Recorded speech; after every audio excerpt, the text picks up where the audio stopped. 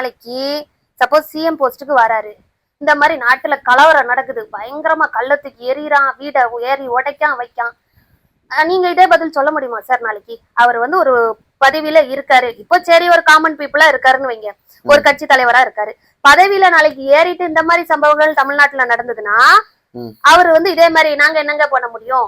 இந்த மாதிரி பசங்க நிக்கிறாங்க, இந்த மாதிரி மக்கள் அடங்க மாட்டாங்கன்னா அது வந்து ஒரு தலைவனுக்கு அழகா?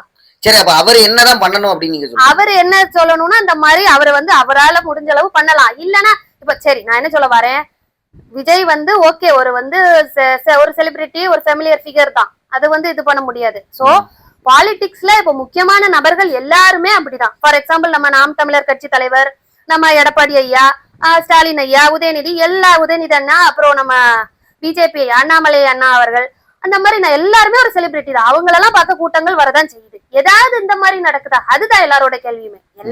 இப்போ வந்து கட்சி கூட்டங்கள் நடக்காமல்லாம் இல்ல. இந்த போன வாரங்களும் முப்பெரும் விழாவா அது நடத்திருக்காங்க நம்ம டிஎம்கே சார்பா.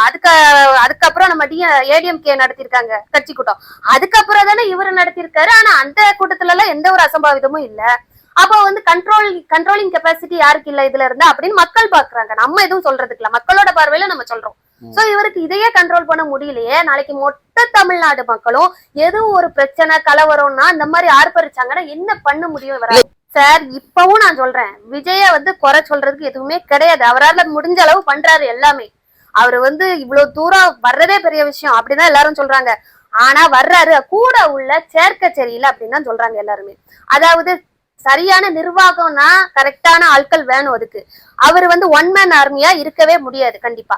அவரை சுத்தி உள்ள அவரோட கூட்டணி, அவரோட என்ன சொல்றது, அவரோட கட்சி தொண்டர்கள்லாம் இருக்காங்கல்ல, பொறுப்பாளர்கள், அவங்க எல்லாம் கொஞ்சம் என்ன சொல்றது, கொஞ்சம் ஒரு சமூக அக்கறையோட நடக்கணும். ஃபார் எக்ஸாம்பிள் இப்போ கேஸ் விழுந்திருக்கு, எல்லாமே அப்ஸ்காண்ட்ல தான் இருக்காங்க. ஏன் இதை வந்து நீங்க, அதாவது நான் விஜய குறைய சொல்லல, ஃபர்ஸ்ட் டிவிகே காரங்களும் பொதுமக்களும் புரிஞ்சுக்கணும். அவருக்கு வந்து கீழ் மட்டும் உள்ளது எதுவுமே மேல தகவல் போகல, சரியா? அதுதான் ப்ராப்பர். இது இப்போ இவங்க கூட்டத்தை வந்து ஏற்பாடு பண்ண நிர்வாகிகள் யாரு, அதை நீங்க பாருங்க ஃபர்ஸ்ட். அவருக்கு என்ன, இந்த மாதிரி நீங்க இத்தனை மணிக்கு வாரீங்க சார், இந்த இடத்துக்குலாம் நம்ம பொதுக்கூட்டம் இருக்கு, இந்த இடத்துல இவ்வளவு மக்கள் வராங்க, இந்த ஏற்பாடு இத்தனை மணிக்குன்னு அவங்க சொல்லியிருப்பாங்க. அதுக்குபடி அவர் வாராரு. மத்தபடி அந்த இடமோ அவரோ இதுக்கு முன்னாடி அவர் போனது கிடையாது, கரெக்டா? சோ அந்த இட நிலவரம், கள நிலவரம் எல்லாம் கட்சி தொண்டர்கள் நிர்வாகிகள் தான் பார்க்கணும். அதை வந்து நான் ஆணித்தனமா சொல்றேன். ஏன்னா இந்த மாதிரி உயிரிழப்புகளுமே தலைவர் வந்து அப்படி நினைக்கவே மாட்டாரு சார். நம்மளை பார்க்க வந்த மக்கள் இப்படி சாவணும்னு எந்த தலைவருமே நினைக்க மாட்டாங்க. அது ஒரு பாயிண்ட் நீங்க நோட் பண்ணணும். ரெண்டாவது, இவங்களோட கவனக்குறைவு, கட்சி நிர்வாகிகளோட கவனக்குறைவு, பொதுமக்களோட ஆர்வ கோளாறு.